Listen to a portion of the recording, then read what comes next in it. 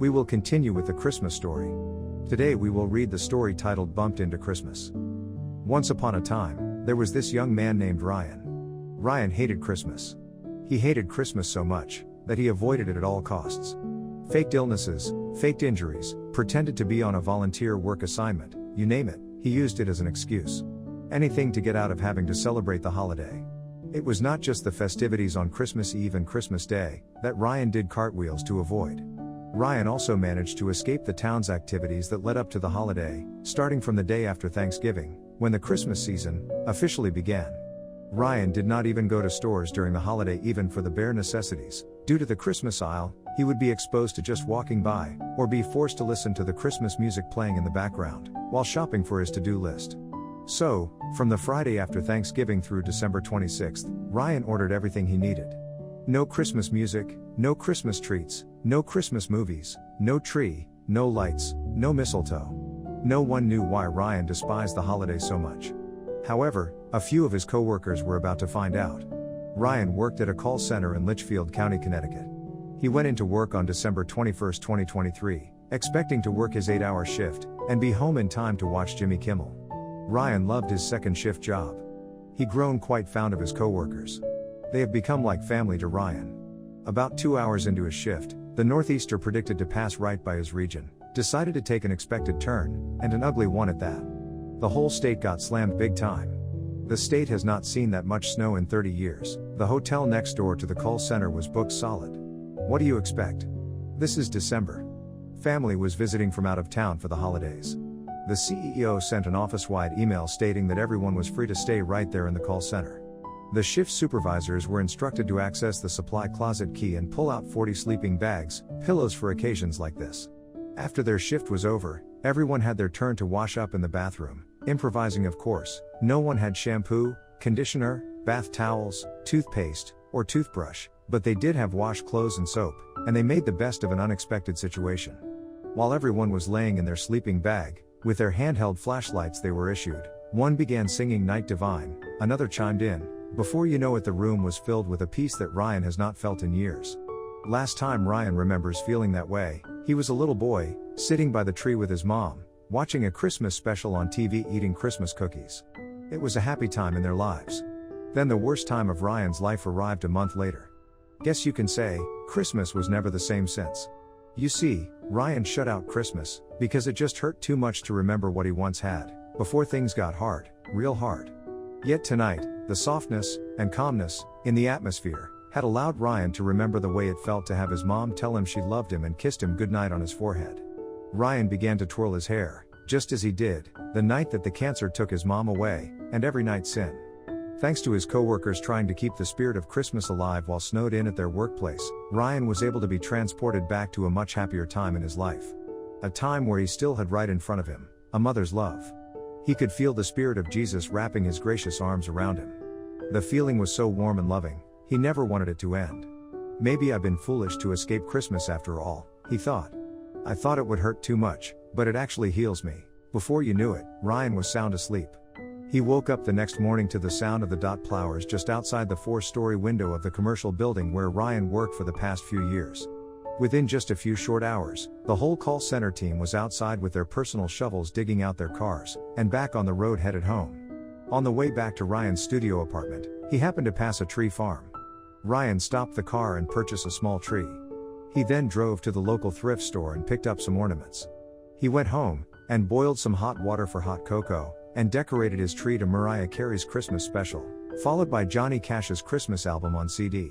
The next morning was Christmas Eve. He drove down the commentary, and decorated his mom's grave for Christmas and sat down and had a great conversation with his mother, best conversation he had in years with anyone dead or alive. Then he went home to bake up some cookies, threw some steaks on the grill. Then he went to Toys R Us, to buy some gifts, and sat on his living rug that night and attempted rapping. Oh boy. Hey, it's the thought that counts, right? Ryan picked up the phone and called his brother Patrick and wished him a Merry Christmas. Patrick was shocked. He was like, wait, what? You do not do Christmas? Who is this dude? What have you done with my little brother? Ryan replied, Ryan is back. He shouted and jumped up and down in excitement. He then added, the oatman is back. He then invited his brother Patrick, his wife Kiara, and their sons Ryder and Xander over for Christmas Eve dinner the following day. Kiara heard the conversation in the background, ran to the phone, took it out of her husband's hand, and said, "Of course, Ryan, we would love to join you for Christmas." Ryan said his goodbyes to his sister-in-law and brother, and hung up the phone.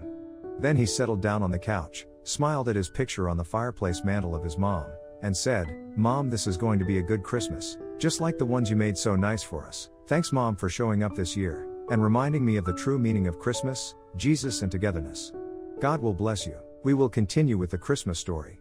Today we will read the story titled The Magic of Christmas Past. I am officially packed. My swimsuit is in my carry-on, along with sunscreen, some extra makeup, and my electronic reader loaded with many new books. I can hear my favorite lounge chair beckoning me to come sit. Deciding on going to the pool first or to the beach is my biggest concern right now. Booking the early morning flight, even as a non-morning person, was a no-brainer. This way, I can get to the airport, catch my flight, and be sitting in the Caribbean sun by 3 this afternoon. It's been so cold at home lately that it may take me the entire 2 weeks to thaw out. Not that I'm complaining, since these 2 weeks are just for me. No work calls, no clients, no family. I can read my books, sit by the pool, and sip fancy umbrella drinks. Every year I experience DHS, dreaded holiday season. I discovered this astonishing place 5 years ago when I fled Maine and my overbearing, high-strung family. Things are strained when we come together, and the stress of Christmas just makes it 10 times worse. Not to mention that both of my siblings have found the most obnoxious, self-centered partners. Both can and will say whatever is on their minds. Being the singleton in my family is akin to having some sort of fatal disease. No matter how successful I have become, no matter that I make double what my siblings do, no matter that I have been the only career-driven one, I am nothing in their eyes since I am not married and also, gasp, childless. There is no greater sin in my family's eyes. Not having to explain myself every year at the holiday table is my little piece of heaven. I make my reservations for the following year's trip when I check out right after the new year. Having gotten to know most of the staff over the past few years makes arriving at the resort feel more like spending time with a loving family, not one that judges every decision. I do the obligatory FaceTime call on Christmas, so I am not completely looked upon as the runaway child. When the questions start about why I am not there celebrating like my brother, sister, and the creatures they each married, and their unruly spawn that they seem to produce at an alarming rate, my phone connection all of a sudden gets full of static, and I need to hang up. I love it. I have my secret static sound machine built right into my phone, so I can use it at will.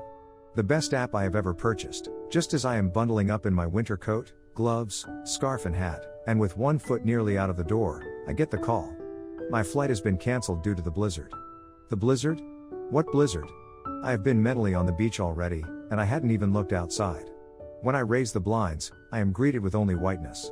I am unable to even make out the big elm tree that sits right outside the front door. No.